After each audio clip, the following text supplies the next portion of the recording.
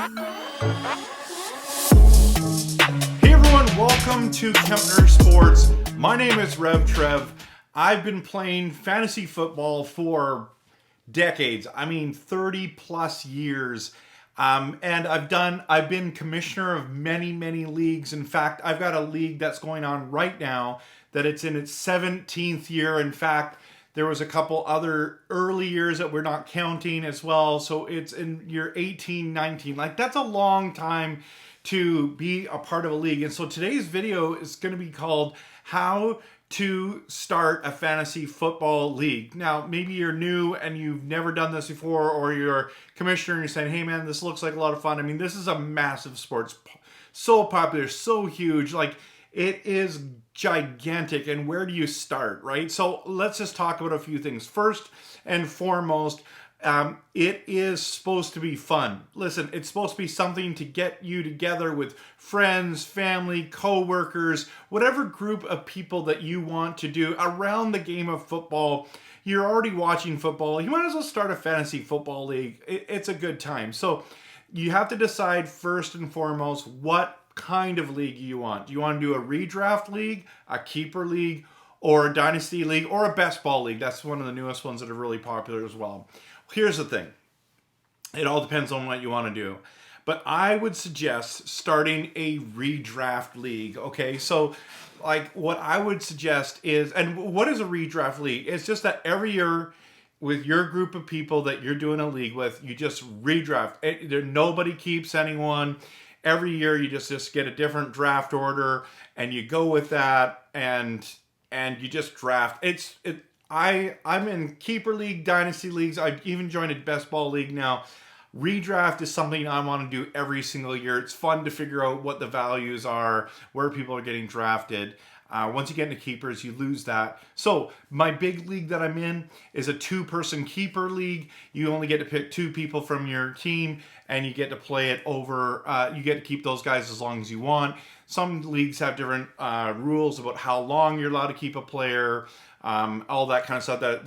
There's thousands of ways to do this, but also there's a dynasty, and you keep everybody. You keep as many people as you want on your team, and then you just draft rookies year after year. So, and then there's best ball. And best ball, a lot of people like it because what you do is you draft and you never touch it again. You don't pick up waivers, nothing. I don't think you can. Some leagues might pick up people, but most don't. You just let it ride. Whatever you draft against the other teams, and that's how you go. And so that's what a lot of people like. Then there's no extra work to it. Okay, so. By the way, if you're wondering what my shirt says, is husband, dad, fantasy football legend. So, okay, now you have to decide what fantasy site you want to use. And I know there's going to be people who say you have to use this site. You know what? There's tons of great sites. There's absolutely tons of great sites that people use every single year. Now, a lot of people want to argue that Sleeper is the best, and I'm not going to lie to you. I think Sleeper is absolutely fantastic. It is probably my favorite now, but I've been a Yahoo guy for a long time. Incredible. They do an incredible job. I've used ESPN. I've used NFL.com. I've used so many different kinds. You just got to pick one and ride with it. I like the ones that you can customize the most. And so that's why I kind of like sticking with one of those 4 there. Okay, now, one of the keys, absolute keys in how to start a fantasy football league is you need people to join. Now, you just don't want anybody, but you want people that are interested, okay? The strength of your league is 2 things. The commissioner, which is going to be you, and number 2 is your owners. The managers of their teams, the owners, are the most important part of it, because if you have bad owners, you're going to have a bad league. If you have a bunch of doofuses and jerks and just people who don't care, your league's going to be terrible. So be careful who you pick and put in. But you want people who are going to make the draft. You want people who are they have to set their lineups. Like, that is a non-negotiable. If they're not setting their lineups, I would just remove them and find someone else to replace them. You can do it midway through the season, anytime during the season. And you can warn them and say, hey, listen, you got to get your lineup. It is the easiest thing to do to set your lineups, okay? sometimes money helps. Some of my friends who said to have a successful league, you got to have money in it. And this league that I'm in for the last 17, 18, 19 years. No money ever has been in that league. It is my most important league. I don't care if I win a money league. I want to win that one, and that's called the show. Okay, I want to win the show every year. By the way, I've won 4 titles now, and but some people say, if you even put $20 in a person and just give all the money to the winner or first, second, and third prize, whatever you want to do, it just helps people keep interested. It's amazing what $20 will do to motivate people to do that. So dedicated owners is one of the massive keys. Okay, now the next one is you need to do a live draft. Now there's 2 kinds of live drafts that I think are absolutely awesome. One is live, literally in a location. Some people fly to Florida and all meet there as buddies. Some people come over to the house and go into the basement and do a big. I've done those. Those are a lot of fun too. But if you can't do that, and this is what's so awesome is now you can do. I mean, you've been able to do for a long time online drafts that everyone's at their own computers or phones or iPads, whatever they use, and you can draft. That live draft is one of the funnest days. In fact, what I call it is draft day is it's like Christmas. It's as fun as Christmas. I look forward to draft day so much. I can't wait for draft day. So try to get as many of the guys there and girls there as possible, and online, whatever it is. We understand that everyone lives busy lives, and trying to organize enough people to do it is definitely difficult. So make sure 80% or more, and try to get 100% of people attend that live draft. I know something will always come up, but listen, you got to pick a draft date. I would suggest the last weekend of preseason or after that. Make sure that you don't draft too early because of injuries. Okay, so that's a very important thing. Now, I'll tell you the dedicated owners that I have. One of my buddies was in Chicago. I don't know if he was on a work trip or on vacation. He was trying to draft from his phone on the subway. I believe they were going to a baseball game in Chicago. It was insane. So he was on the Chicago subway and trying to draft. It didn't go well, but that's how dedicated it was. I had a buddy that couldn't make the draft, and he didn't pre-rank his players, and his team tanked because of it. And he was like, I'm never going to do that again. And you never know, because sometimes internet doesn't work. You want to have pre-ranked stuff. Anyways, but draft day is one of the best days of the year. Okay, now you have to decide how many teams you want to do. I just want you to know, after all these years of doing leagues, 6-team leagues, 8-team leagues are just not fun. They're just not, they don't have the same. You got to get at least 10 owners. And most leagues are 10 or 12. And 10, you get way more better players, more recognizable players on your team. 12 is really what most leagues are nowadays. But if you go to 14, you really got to know your stuff, and you got to know deep into each team's depth charts and stuff. So it's a lot harder to do 14. It's really difficult to, injuries come in, play such a huge role. So I would suggest 10 team or 12 teams. Make sure you do that. Okay, now let's get into some of the nitty gritty. It's absolutely important. Scoring.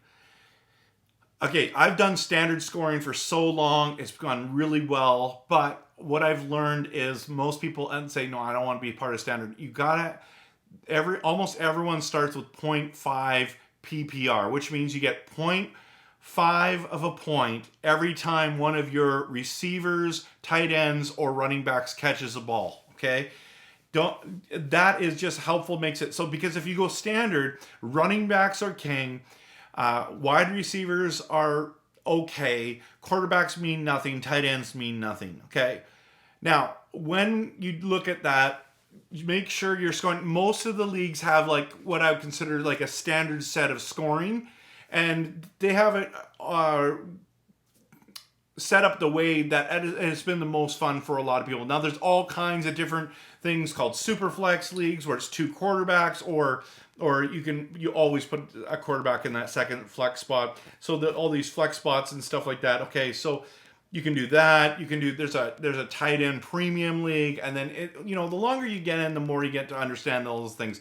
I would just suggest just do something fun like just a point 0.5 PPR, and then everything else is quite standard in its scoring. Now, format wise, if you're starting a league, just keep it simple, okay? One quarterback position to start, two wide receivers to start, two running backs to start, one tight end to start. Do not do kickers. It's not worth it.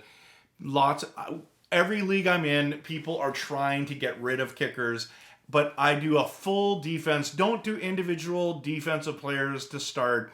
It's just way too complicated to do that. Just keep it simple. And then there's about 5 or 6 bench players that you can do, and then that's how you draft, and that's how you gotta put those players in those starting positions, and it's just a lot of fun. Okay, so now also regarding format, one of the most important things to do, and you got to just start it early, is what you call FOB, okay, or FAB. FAB is when it's the waiver system. So what happens if you don't have that? It just rotates, and whoever's the worst team gets the first pick, and then the next, and next, and next. And if everyone's trying to go after the same guy, it goes by waiver priority. And that is just, it's okay, but FAB is so much better. Everyone gets $100 or $200 of fake money, and you can bid on whatever player. So not like you lose first week really bad, you get the first pick, you might get a superstar. I remember the year that my friend picked Cam Newton off of waivers and then ended up going to the finals. I think he won that year.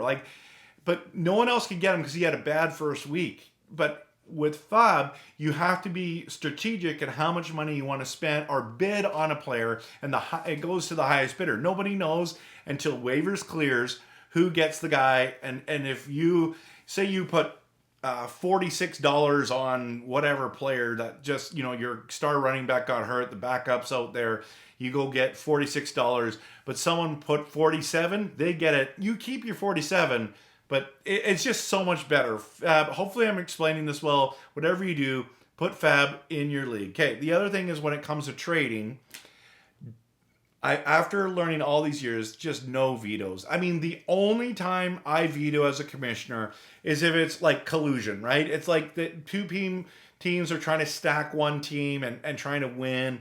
That's the only time, but I hate vetoes. After all these years, you want to start problems in your league? Have vetoes. Like, people do not veto properly. They get oh, I wish I would have got that guy, or oh, if that guy gets him, he's going to be stacked, or that's lopsided. And our opinions are so different. They just go up and down. It's like a stock market with players' values. And so I've seen it where people are like, oh, that's a lopsided trade. Well, by the end of the year, the guy who was going to get killed in that trade, he actually won that trade by a landslide, but our league voted it down. He was so frustrated. Don't have vetoes. Okay, I'm coming to an end here, people. Last thing I want to talk about is how many teams make the playoffs. And now this is a huge controversy, but after doing leagues for decades, my opinion is the more teams that make the playoffs, the better. There's so many teams that are like, oh, there's no reward for coming first place in a league, so we need bye weeks. And it's like, I understand what you're saying, but at the end of the day, if you don't have a lot of teams making the playoffs, you lose interest. People once they start losing, like once they're out of playoffs, they don't set lineups anymore. They don't care. They do bare minimums. You're always hounding them. So if you have a 10-team league, you got to go with 8 teams that make the playoffs. Only 2 that don't make it. If you have a 12-team league, keep it as 8 teams making the playoffs. If you have a 14-team league, I don't know if you can do this, make 10 teams make the playoffs. It's just so much better for your league. Having a bye week, I've been in those bye weeks. It's so boring. Week 1, everyone's talking about the analysts and who are going to start, and it's like, it doesn't matter. I've already advanced. I've already gone on. And so, guys, listen, this is how you start a league. Make as many people interested as possible. Make sure you got good owners. And as a commissioner, don't be a dictator. don't be the dick and dictator, okay? Like, honestly, don't be a jerk. Be fair. Be honest. Work on behalf of the league. I know you're in it and you're in it to win it as well, but the league is more important. I've seen people's friendships end over leagues. I've seen friendships end over the money piece or the trading piece of the vetoes. I've seen just different things that it's just not worth it. It's supposed to be fun. It's supposed to be with your friends, family, coworkers, whoever you want. Let's just have a good time. Let's enjoy the NFL together, okay? So this is how you start an NFL fantasy football league. I hope this has been helpful. Please hit that like, subscribe button, and I'm making tons of videos this year, so please follow this channel for more great content. Have a great day, and I hope you win your league. I hope you have a great league, and I hope you have a lot of fun.